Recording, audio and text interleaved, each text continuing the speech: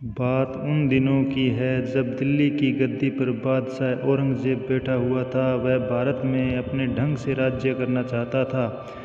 उसमें सबसे बड़ी कमी यह थी कि वह अपने हिंदू प्रजा को एक आंख से भी नहीं देखना चाहता था। यही कारण था कि उसके सरदार और सिपाही हिंदू जनता को आए दिन सताते रहते थे। उसने ओरछा राज्य में एक सेना नायक रणदुल्ला खान को भेज रखा था। उसके पास सेना की एक टुकड़ी भी थी। वह बड़ा अत्याचारी था। ओरछा के लोगों को वह आए दिन सताता ही रहता था, परंतु ओरछा के सरदार कुछ नहीं कर पाते थे। वहाँ का शासक अभी बालक था। इसी कारण बादशाह ने ओरछा राज्य को अपने अमलदारी में ले रखा था। रणदुल्ला खान राज्य के महल में बड़े ठाट बाट से बैठा हुआ कुछ सोच रहा था। तभी एक सेना नायक ने आकर कहा, हुजूर, शहंशाह का हुक्म है कि प्रजा से सख्ती के साथ रुपया वसूल किया जाए। नगरवासियों ने जब यह खबर सुनी तो वह बहुत दुखी हुए। वे जानते थे कि बादशाह बहुत कठोर आदमी है। उसे भारत की प्रजा से जोर जबरदस्ती धन वसूल किया है, बहुत ही इमारतों को तुड़वा दिया है। उसके खिलाफ आवाज़ उठाने वाला कोई नहीं है। जो लोग बादशाह की आज्ञा नहीं मानते थे उनकी गर्दन धड़ से अलग कर दी जाती थी। इसलिए आज्ञा को सुनकर लोग मन मार कर रह गए। ओरछा में सुमन दास नामक एक आदमी रहता था। वह वीर था और भगवान का भगत भी। उसने नगर के मंदिर के विशाल आंगन में एक सभा जोड़ी। सभा में राज्य के सभी बुद्धिमान और वीर स्त्री पुरुषों को आने का बुलावा भेजा गया। फिर उसने वहां इकट्ठे स्त्री पुरुषों से कहा, ओरछा में इस वर्ष के सारे खेत सूख गए हैं, घरों में भी खाने के लिए अन्न नहीं है, लेकिन बादशाह लगान जबरदस्ती वसूल करवा रहा है। हम लोगों के पास धन नहीं है। ऐसी दशा में हम बादशाह को रुपया कहाँ से देंगे?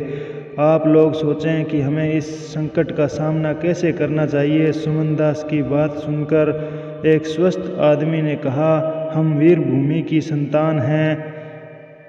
क्या हम सब की वीरता खो गई है? यदि बादशाह के कारिंदे हमारे साथ अत्याचार करते हैं तो हमें उनका सामना डट कर करना चाहिए। स्वर्गीय महाराज ने हमसे यही कहा था कि अन्याय सहने वाले कायर होते हैं। हम मर जाएंगे, अत्याचारियों को अपने घर में घुसने नहीं देंगे। हमारा कर्तव्य है कि हम अपनी सोई हुई अजय शक्ति को फिर से जगाएं। मंदिर के आंगन में बड़े बड़े वीर सरदार और जागीरदार सिर नीचा किए हुए खड़े थे। सुमन दास ने कुछ क्षण रुककर कहा, आप लोगों को पता है कि हमारी छाती पर मूंग दलने के लिए कुछ लोग ओरछा में आ बैठे हैं। शायद आप नहीं जानते कि उन लोगों ने हमारा जीना मुश्किल कर दिया है। यह लोग देश को गरीब बना रहे हैं। चारों ओर अराजकता फैली हुई है। यह लोग चाहते हैं कि हमारी रियासत को मनमाने ढंग से लूट कर खोखला कर दिया जाए। मैं आप सब लोगों के सामने एक प्रश्न रखता हूं कि ऐसे संकट के समय हम सब को क्या करना चाहिए? सब लोग हाथ उठाकर एक साथ बोल उठे, हमें साहस और वीरता के साथ रणदुल्ला खान का सामना करना चाहिए, उसे मारकर भगा देना चाहिए। सुमन दास ने कहा, आप लोगों के विचार बहुत अच्छे हैं, लेकिन किस माई के लाल में इतना साहस है कि वह रणदुल्ला खान को सेना सहित मारकर भगा दे? बिल्ली के गले में घंटी बांधने वाली बात थी। वहाँ खड़े सब लोगों की जुबानें लगभग बंद हो गई थी। उसी समय भीड़ से निकलकर एक बालक सामने आया। उसने तेज स्वर में कहा, जहाँ वीरता काम नहीं आती वहाँ बुद्धि और नीति से काम लेना पड़ता है। यदि आप लोग सहमत हो तो इस काम को मैं करने को तैयार हूँ। सब लोगों का ध्यान उस बालक की ओर गया। सबने उसे आश्चर्य से देखा। बालक खड़ा खड़ा मुस्कुरा रहा था। तभी एक व्यक्ति ने वहाँ खबर दी, रणदुल्ला खां मंदिर की तरफ से हम लोगों को मौत के घाट उतारने के लिए आ रहा है। सब लोग डर के मारे आंगन में इधर उधर खिसकने लगे। उसी समय एक व्यक्ति कीमती और चमकीले कपड़े पहने हुए मंदिर के सामने आकर खड़ा हो गया। उसके साथ लगभग 500 सिपाही थे। सिपाहियों के हाथ में हथौड़ी, कुदालें, लाठियां, तलवारें आदि थी। यह लोग मंदिर की ओर बढ़ने लगे। अब रणदुल्ला खां ने अपने सिपाहियों को आज्ञा दी, घुस जाओ भीतर और इन सब लोगों को सबक सिखा दो। यह लोग हमारे खिलाफ गांव वालों को भड़काना चाहते हैं। अपने सिपह सालार की आज्ञा पाते ही सिपाही मंदिर की ओर बढ़े। सुमन दास ने मंदिर का विशाल फाटक बंद करवा दिया। फिर लोगों से कहा, आप साहस से काम लें, घबराइए नहीं, भगवान हमारी रक्षा करेंगे। इतना कहकर सुमन दास गुप्त मार्ग से मंदिर के बाहर आ गया। उन्होंने रणदुल्ला खां से पूछा, श्रीमान जी कृपया बताइए, आप लोग मंदिर में इकट्ठे लोगों को क्यों मारना चाहते हैं? इन लोगों ने आपका क्या बिगाड़ा है? सिपह सालार बोला, मैं बादशाह की फौज का सिपह सालार रणदुल्ला खान हूँ। तुम मंदिर का फाटक खुलवा दो। सुमन दास ने पूछा, फाटक खुलवाकर आप क्या करेंगे? रणदुल्ला खान बोला, मुझे बादशाह ने हुक्म दिया है कि जो लोग गद्दी के खिलाफ लोगों को भड़काते हैं दिखाई दें, उनको नरक में भेज दिया जाए। भीतर ऐसी ही खिचड़ी पकाई जा रही है। इस बात की मुझे पक्के सबूत जासूसों ने दिए हैं। तुम्हारी भलाई इसी में है कि तुम फाटक खुलवा दो, वरना मैं फाटक को तोड़वा दूंगा। उसके बाद मंदिर के भीतर जाकर सुमन दास ने फाटक की जंजीर को हटा दिया। फिर वह रणदुल्ला खान के सामने आकर खड़ा हो गया। इसी समय हजारों स्त्री पुरुष मंदिर के भीतर से बाहर आ गए। वह सुमन दास की जय जयकार करने लगे। रणदुल्ला खान ने हजारों निहत्थे स्त्री पुरुषों को देखा तो वह पीछे हट गया। उसकी समझ में यह नहीं आ रहा था कि सुमन दास कौन है जिसके नाम के लोग जय जयकार कर रहे हैं। उसने सुमन दास से पूछा, क्यों रे, कौन है तू जो यहाँ लोग तेरी जय जय बोल रहे हैं? उसके बदतमीजी से भरे शब्दों को सुनकर भी सुमन दास चुपचाप खड़ा रहा। यह देखकर रणदुल्ला खान की आंखें लाल हो गई। उसने गरजते हुए कहा, अरे बेवकूफ़, मैं तुमसे पूछ रहा हूँ कि तू कौन है, मगर तू है कि बुत बना खड़ा है। रुक तो सही, मैं तुझे अभी मज़ा चखाता हूँ। इतना कहकर रणदुल्ला खान ने म्यान से तलवार खींच ली। यह देखकर सुमन दास ने तेज आवाज़ में कहा, तुझे जो कुछ कहना है वहीं खड़े होकर कह। यदि तूने आगे बढ़ने की कोशिश की तो तू याद रख, मेरे पास भी आदमियों की कमी नहीं है। इस समय तेरे मांस को चील कौवे नोच कर खा जाएंगे।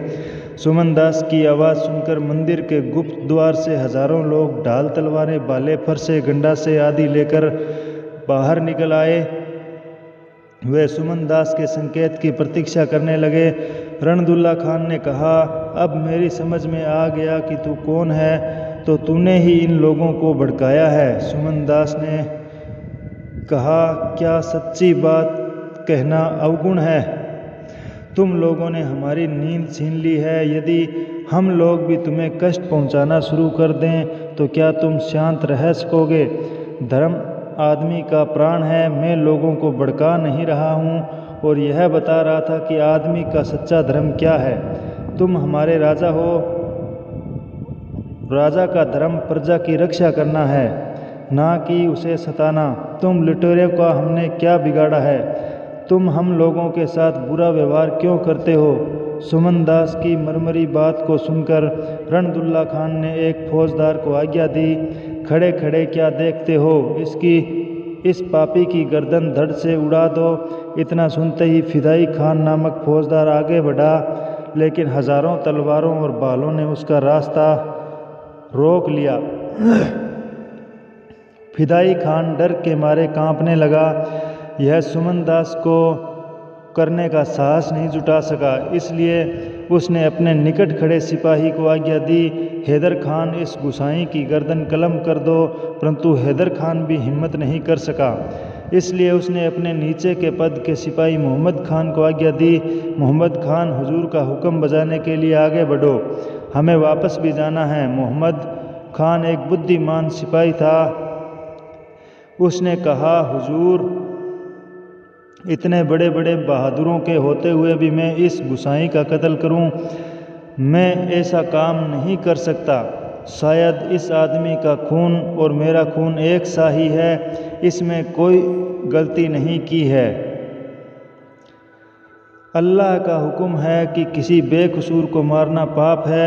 मैं इसे मारकर दोजक में नहीं जाना चाहता। मोहम्मद खान की भली बात रणदुल्ला खान को बुरी लगी। वह चिढ़ गया। वह समझ रहा था कि सुमन दास पर हाथ डालना हंसी खेल नहीं है। इतने पर भी उसने पागलपन से सुमन दास पर तलवार वाला हाथ चला दिया। सुमन दास ने पीछे हटते हुए कहा, खान साहब अपनी खैर मनाओ कि मेरे आदमी अभी तक तुम्हें जीवित रखे हुए हैं, वरना उसी समय एक 16 वर्ष का लड़का सामने आ खड़ा हुआ। उसने अपने सिर से पगड़ी उतारी और रणदुल्ला खान की ओर क्रोध भरी आंखों से देखने लगा। रणदुल्ला खान ने उसे पहचान लिया। वह लड़का न होकर उसकी लड़की रुकैया थी। रुकैया हाथ में तलवार लिए हुए आगे बढ़ी और रणदुल्ला खान से बोली, अब्बा जान, मैं महल से चुपचाप रूप बदलकर आपकी बहादुरी देखने के लिए यहाँ आई थी। आज मैंने देख लिया कि सचमुच आप कितने बहादुर हैं। इतना सुनते ही रणदुल्ला खान का चेहरा उतर गया। वह मारे क्रोध और चिल्लाहट के कांपने लगा। हजारों आदमियों के सामने उसकी बेटी ने किरकिरी कर दी थी। रुकैया ने धैर्य का परिचय देते हुए कहा, अब्बा जान, आपने ही मुझे कहा था कि जो आदमी निरपराध को मारता है वह इंसान नहीं जानवर है। इन शब्दों को सुनकर रणदुल्ला खान ने दांत पीसे और अपने सिपाहियों को लौट चलने का हुक्म दिया। सुमन दास ने रणदुल्ला खान को कहा, खान साहब, तुम्हें अपनी बेटी के शब्दों से शिक्षा लेनी चाहिए। आज के बाद फिर कभी ऐसा काम नहीं करना जिससे तुम्हारी जग हंसाई हो। सच्चा इंसान वही है जो कमज़ोरों का आदर करता है। रणदुल्ला खान वहाँ से सिर नीचा किए चल दिया। उसके साथ उसकी बेटी भी चुपचाप चल दी।